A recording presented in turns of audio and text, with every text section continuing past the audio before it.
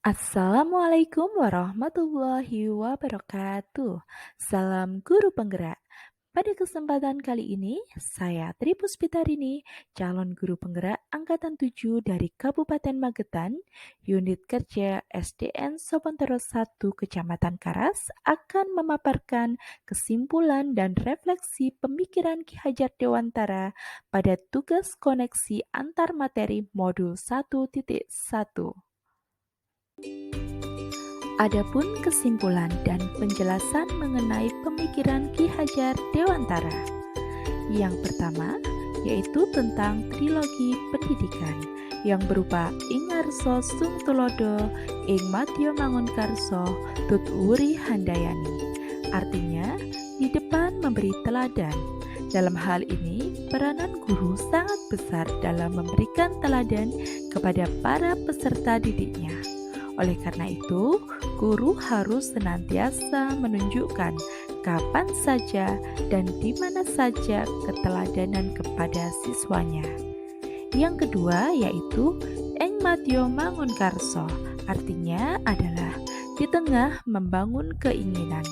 Dalam hal ini, pemberian motivasi dan memposisikan dirinya seorang guru sehingga dapat menjadi teman dan juga dapat menjadi tempat peserta didiknya berangkat untuk berkembang menuju cita-citanya.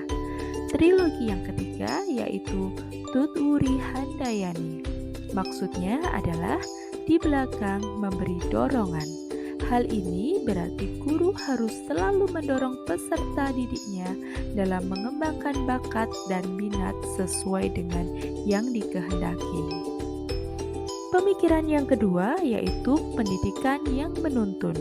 Ki Hajar Dewantara berpendapat bahwa pendidikan memberikan tuntunan terhadap segala kekuatan kodrat yang dimiliki anak agar ia mampu mencapai keselamatan dan kebahagiaan yang setinggi-tingginya, baik sebagai manusia maupun sebagai anggota masyarakat. Pemikiran yang ketiga yaitu membangun karakter siswa sesuai kodrat alam dan kodrat zaman. Ki Hajar Dewantara mengingatkan bahwa pendidikan anak sejatinya menuntun anak mencapai kekuatan kodratnya sesuai dengan alam dan zamannya. Jadi, sebagai pendidik, jangan sekali-kali menyamakan pendidikan untuk anak di pesisir pantai dan pendidikan anak untuk di daerah pegunungan, karena mereka mempunyai kodrat alam yang berbeda. Dan juga jangan sekali-kali menyamakan pendidikan anak di tahun 90-an dengan pendidikan anak di tahun 2000-an, karena jelas mereka memiliki zaman yang berbeda. Oleh karena itu, sebagai pendidik kita harus melek teknologi terhadap segala perubahan kodrat zaman.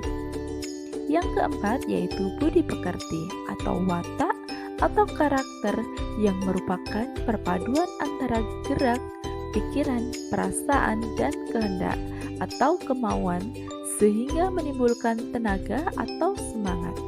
Budi pekerti ini yang dimaksud adalah bahwa pendidikan itu bisa memanusiakan manusia menuju perbuatan yang baik.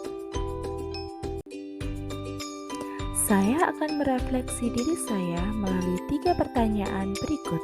Yang pertama, apa yang saya percaya tentang murid dan pembelajaran di kelas sebelum saya mempelajari modul 1.1? Kedua, apa yang berubah dari pemikiran atau perilaku saya setelah mempelajari modul ini? Dan yang ketiga, apa yang dapat segera saya terapkan lebih baik agar kelas saya mencerminkan pemikiran Ki Hajar Dewantara? Yang saya percaya tentang murid dan pembelajaran di kelas sebelum saya mempelajari modul 1.1 yaitu: yang pertama, guru mendominasi pembelajaran atau teacher centered. Dalam pembelajaran, saya terlalu banyak berceramah dan siswa hanya duduk diam mendengarkan. Yang kedua, pembelajaran terfokus pada ketercapaian materi dan KKM atau mengutamakan aspek kognitif anak saja. Padahal ini saya sering lupa bahwa pendidikan bukan hanya soal mentransfer ilmu saja, tapi sejatinya ada aspek lain yang harus diperhatikan dalam belajar. Yang ketiga, guru kurang memahami karakteristik siswa. Saya cenderung menyamaratakan kemampuan siswa dengan melakukan pembelajaran yang sesuai dengan zona nyaman saya tanpa memperhatikan perbedaan siswa. Yang keempat, siswa pasif dan motivasi belajar rendah. Saya sering merasakan saat saya menjelaskan materi, mereka lesu dan tidak bersemangat. Kemudian saat saya menanyakan kepada anak-anak, apakah ada pertanyaan, mereka hanya diam. Yang terakhir, yang menjadi fokus utama saya adalah suasana yang tertib, tenang, dan anak-anak memahami materi. Berikut adalah gambaran bagaimana suasana kelas saya sebelum saya mempelajari modul 1.1.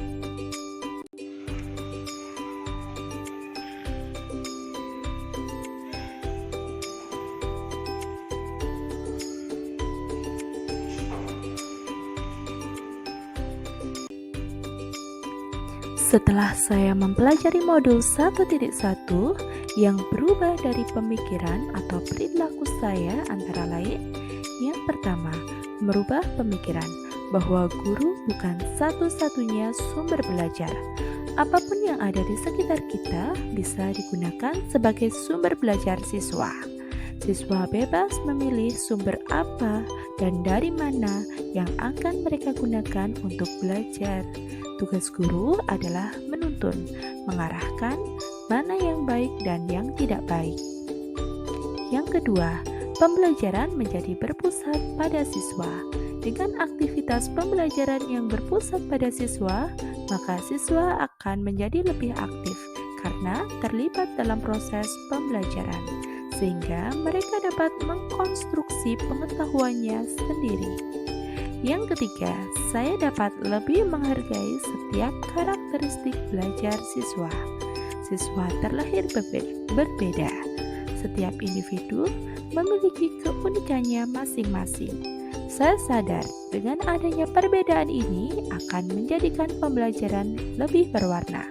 Sebagai seorang pamong, saya harus dapat menuntun siswa sesuai dengan kodratnya.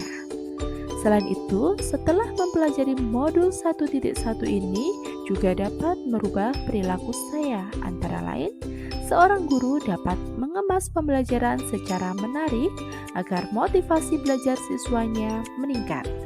Yang kedua, dalam pembelajaran seharusnya seorang guru dapat memerdekakan siswa. Salah satu contohnya adalah memberikan kebebasan kepada siswa untuk menyelesaikan setiap tugas sesuai dengan minat, bakat, dan kreativitasnya masing-masing. Sebagai seorang pendidik juga harus lebih cermat melihat bakat siswa melalui observasi, wawancara, dan juga pendekatan personal agar kita lebih dekat dengan siswa. Yang segera saya terapkan agar kelas saya mencerminkan pemikiran Ki Hajar Dewantara. Yang pertama yaitu mengidentifikasi kebutuhan siswa, agar saya tahu apa yang ada dalam pemikiran mereka, apa keinginan mereka, apa kebutuhan mereka, dan apa dunia mereka, agar saya lebih mudah menetapkan metode pembelajaran.